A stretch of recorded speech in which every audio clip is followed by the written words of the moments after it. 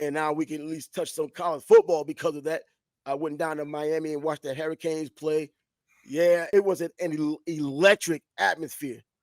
I've gone to Canes games in the past. I've flown to Canes games. I've driven to Canes games. I drove to this one down in Miami. But to see over 66,000 people at a Canes game when there were games I went to and it looked like an empty bowl of cereal, like I'm like the only one, had my own concession guy. No one showed up when the Canes were not winning like that. And now they're winning and everybody's showing up. Everybody's a Canes fan. Everybody's dressed in orange. Everybody's throwing up a U. Come on, man. I mean, I understand it. That's fans being fans, even fair weather fans. But the electricity inside there, I'm telling you, I wish I was thinking about something, man. Bias was here because what we did last year, and if you was here now, I mean, you'd be like, yo, you'd have felt a lot better what you was doing, even though you're a Florida State fan, in terms of the atmosphere. You'd have felt a lot better there than you probably felt than we felt last year over there in Florida State. It was just different. I was like, whoa, You damn, mean Miami, we really got some electricity. We really got some fans. Even though while watching the game, I had it's different than watching it on television, but seeing the whole field, and I'm thinking about Cam Ward, like, bro, can this dude really read a defense? I know I said it in the past. I wonder if he could read a defense well because he does so many awkward things. Seeing it in person against Florida State, even though it was a rivalry game, this is still a one-win team. He didn't look good. Our tight end, Elijah Arroyo, had a touchdown pass. Cam didn't have any. Our Heisman Trophy candidate quarterback didn't have a touchdown pass. maybe you're a jinx because he's been playing well. He was playing well. I don't know.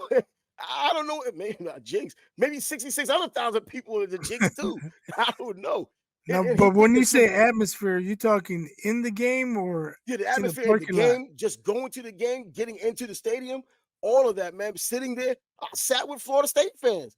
I mean, there were some Florida State fans that were there. Obviously, so many more Miami fans that just came out of the woodwork. But there were enough Florida State fans there to ridicule, mock, and make them feel at home.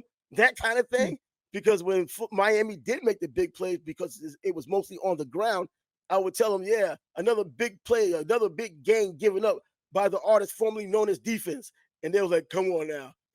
Why would you say that? Why would I say you just saw what we saw?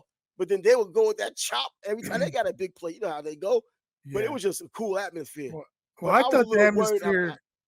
I thought the atmosphere in Doak Campbell was awesome. Oh yeah, it You was know, it was Chief it was, and I Osceola wonder if it is my own bias and all that. because I was there and I was sitting with Florida State fans and some Miami fans last year when we were in Tallahassee, and I liked the atmosphere before the game, when we got to the game, and because it was such a close game, the atmosphere was even better in terms of Yeah, it was that. But electric. I It think turned into a night game, but my issue was with the fans outside of the outside, stadium. exactly outside, That's why I'm man. asking: was it in the stadium or out of the Yeah, stadium? inside and outside the stadium. And outside the stadium, the tailgates.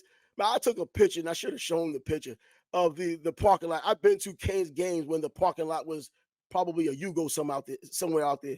And then this this parking lot, you couldn't find anything. You couldn't. I mean, there was every car that was out. It was filled up. You couldn't see the concrete. And I was like, look at these guys. I mean, I like that they support the team, but I wish you would have been supporting them a lot more when things weren't going well. But this is what it is now. They're now in the top 5 for the first time since what, 2017, 2019, somewhere around there. But it was just a very good experience to finally go where these Canes are looking like, well, feeling like the real deal because, man, I know Canes fans are going to hate me for it. They're not looking like the real deal from a realistic standpoint because as soon as they play a team that's good, they're going to have their issues, especially at quarterback. I think Malik Murphy playing with Duke this upcoming game is going to have some problems for Miami because he could throw a little bit. He's a former Texas transfer. He left because of the Arch Manning deal, but he could throw the ball a little bit. Had 3 touchdowns this last game, and he has some talent, and he runs effectively. That was a huge problem for Miami, even this past Saturday. Florida State running on them with the quarterback. But anyways, yeah, I just had to mention that those Canes now in the top 5, formidable in terms of rank. Let's see how that defense plays when it's time to face a real quarterback. And I remember saying Kyle McCord, former Ohio State quarterback, now Syracuse quarterback, was the real quarterback they were going to face when they go to the Carrier Dome. He does nothing but throw 5 picks against Pittsburgh last week. You know, I think it was a Thursday game, Friday game, 5 picks, 3 of them taken to the house. Uh-oh, there goes the real quarterback. And the NFL is still saying he's one of the elite quarterbacks going into the league. I still think he's the first rounder. Bad day, terrible day. But if he can really remedy it in Syracuse against Miami, it's back on the scene for him. But yeah, those Canes, boy, looking good in Miami.